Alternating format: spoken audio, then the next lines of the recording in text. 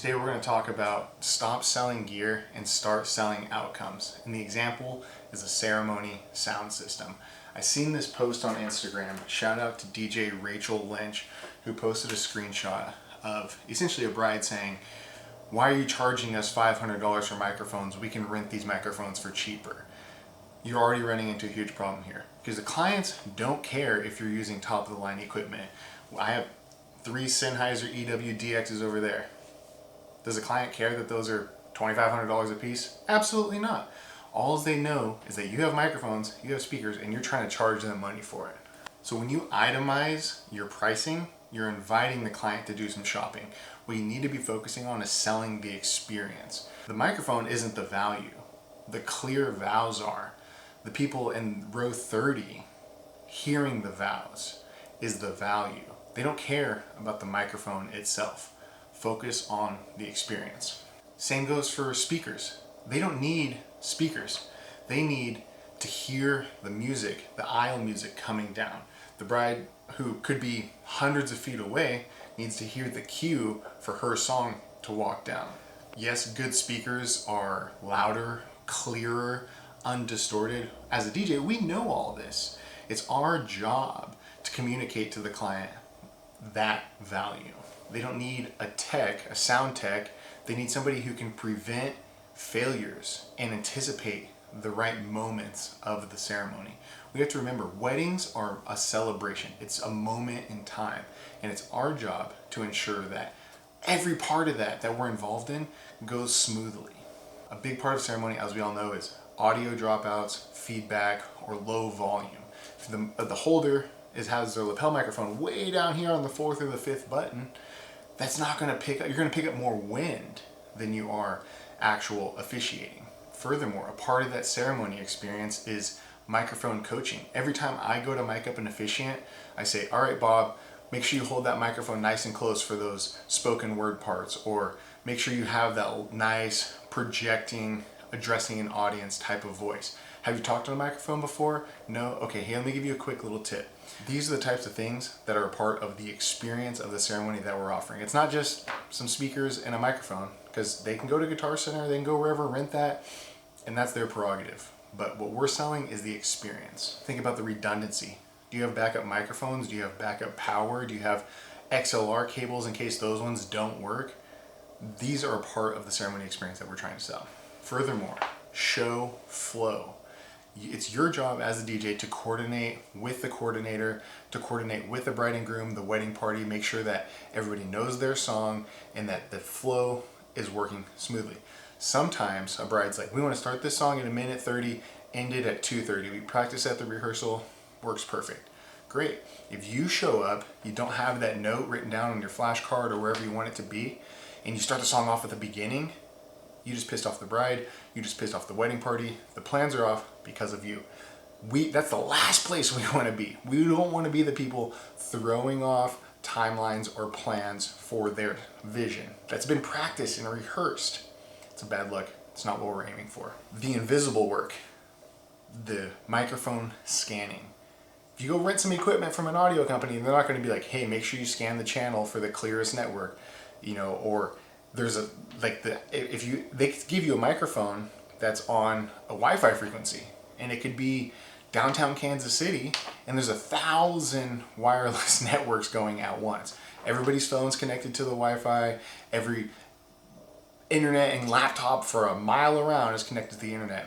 Your microphone's going to be on that same frequency because the bride's seen, "Oh, I can rent this microphone for $50. What's he charging me $500 for?"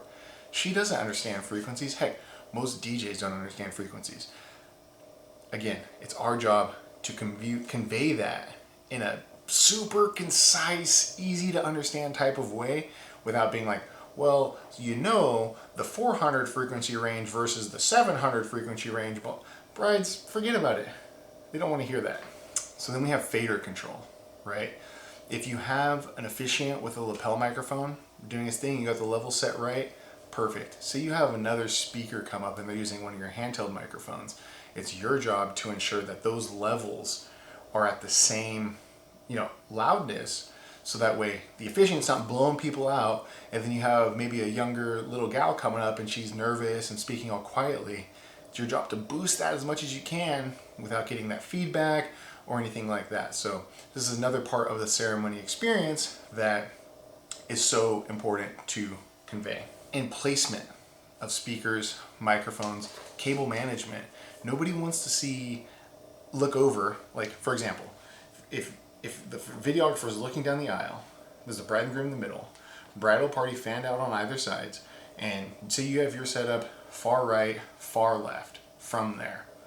Nobody wants to look over, see all this bridal party, and then you with wires all over the place, antennas, extension cord, a cocktail table that looks all crappy, speaker poles all over the place. It's your job as part of the ceremony experience to have a presentation that looks nice.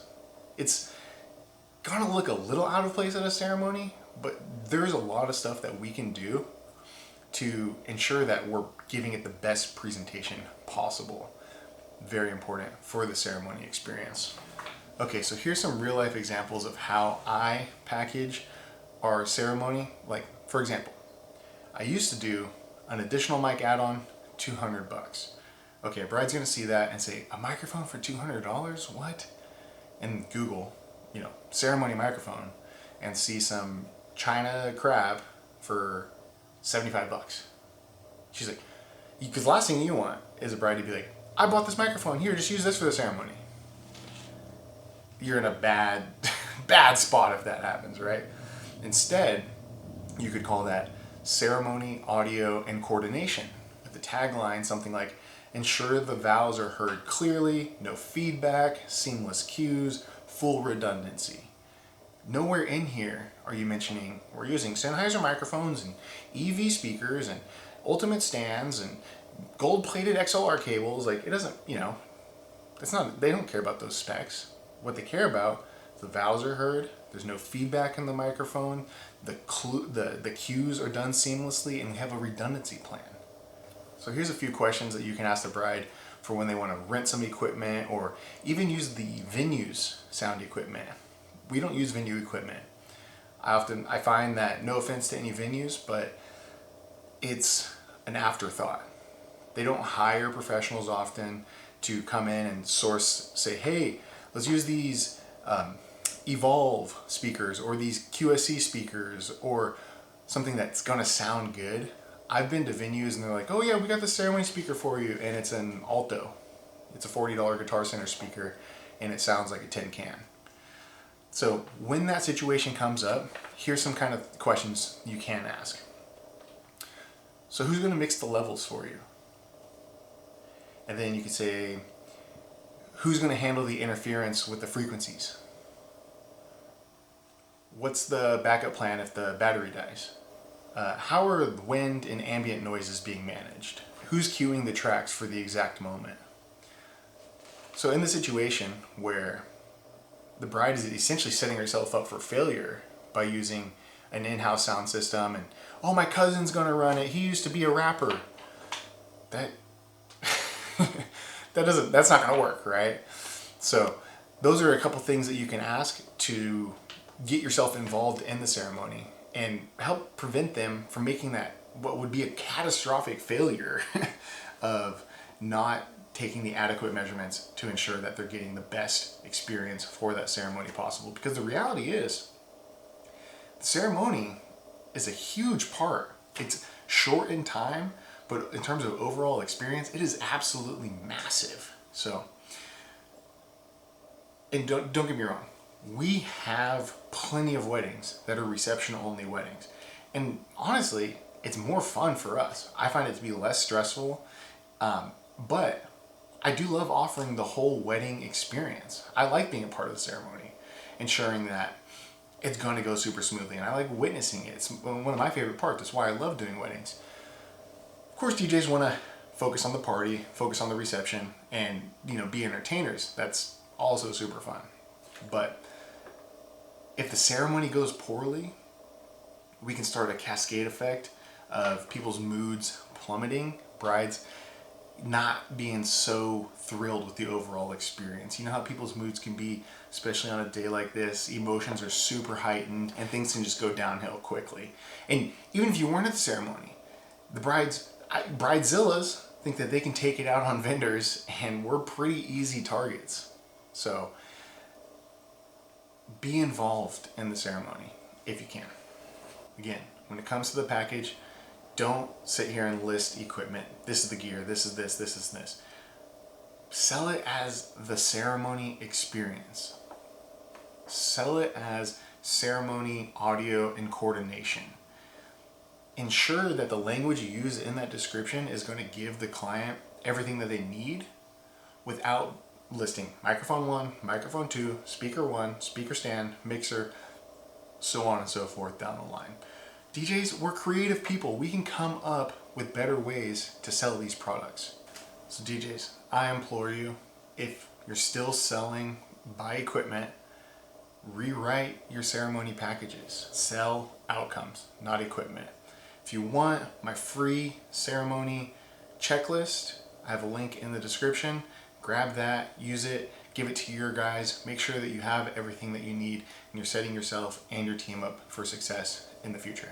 Thank you so much for watching this video. Appreciate you guys stopping by. I'm going to be trying to post a whole lot more stuff like this. So hit the subscribe button, lock in. I'll see you on the next one.